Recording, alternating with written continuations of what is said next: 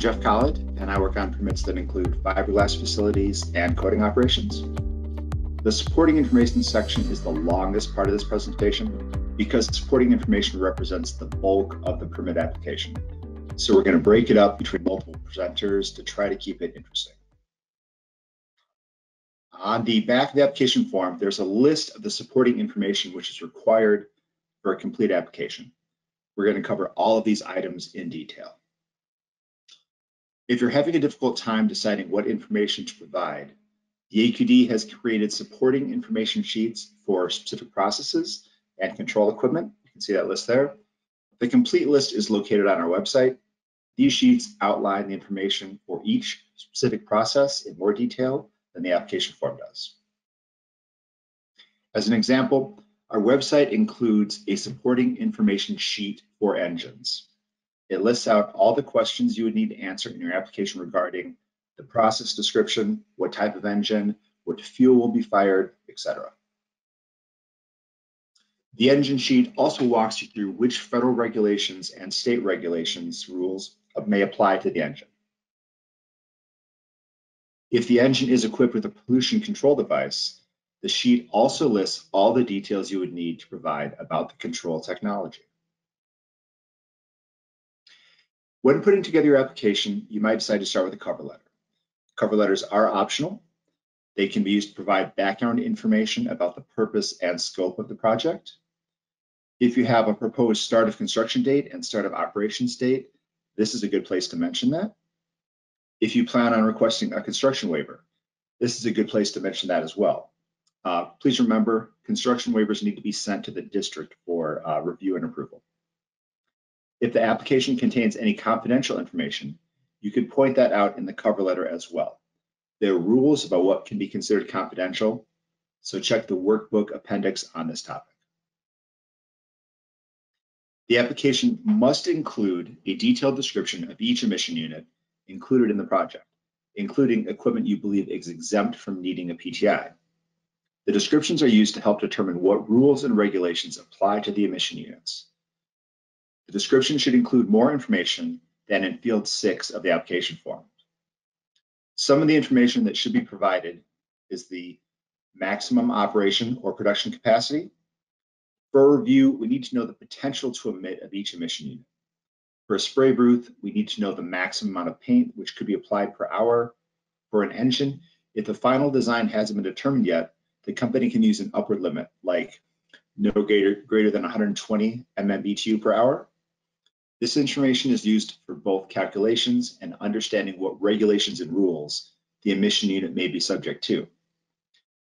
We need to know each material and or fuel used.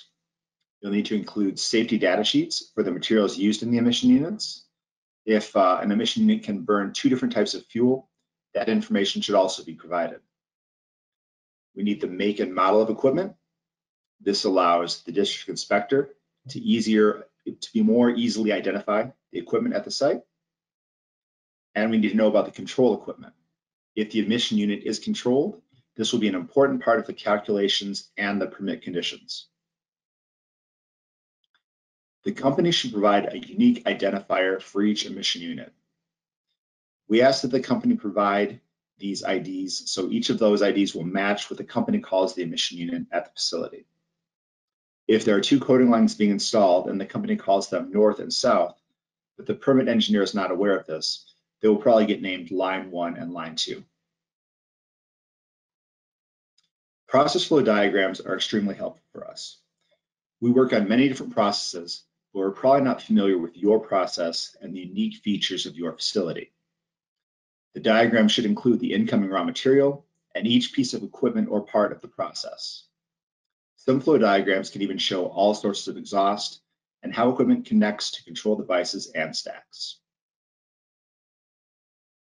The site map helps us understand where the facility is located and where the new equipment or modification will take place. This helps with modeling for criteria pollutants or toxic air contaminants. Make sure to include the property boundary, fence line and any natural barriers, exhaust stack locations, all surrounding buildings, scale, and the north arrow. Sometimes There are other diagrams that might be useful to include in your application. One example is a plant layout map, like the one shown here, which can show the relative positions of emission units and the flow of materials within the facility. Other types of diagrams that might make sense to include in your application are diagrams of the emission units, exhaust gas flow diagrams, product flow diagrams, exhaust stack diagrams and brief descriptions, general exhaust ventilation locations, and a side profile of the plant indicating the various building heights. Exhaust stacks are important because a well-designed stack helps to disperse pollutants and decrease their ground level concentrations, which decreases the potential public health risks. We will go through each of these parameters that applications need to include in their PTI applications. First, include any stack identifier the company may have. If they don't have any, the Air Quality Division will name the stacks. Include the stack height above the ground level in feet. And it is often good practice to design stacks with a height of at least 1.5 times the building height above ground. The stack diameter, or length and width, if it's not a circle, in inches. The orientation of the stack. Does the exhaust exit vertically upward or horizontally or downward? Vertically upward is best for good dispersion. This is what we like to see, and this is often required in order to pass modeling or meet the regulations. Is there a rain cap? Rain caps obstruct the flow of exhaust and cause higher concentrations of pollutants at the ground level. So typically, PTIs prohibit the use of a rain cap. If you are concerned about water entering the stack, there are other options such as no-loss rain sleeves that can keep water out without obstructing flow. Contact the Air Quality Division for more information on stack designs that help keep water out. Last but not least, please provide the flow rate and temperature of each exhaust stack. These are both important parameters that the permit engineer will use in the review. A table is a good way to present the stack information in your application.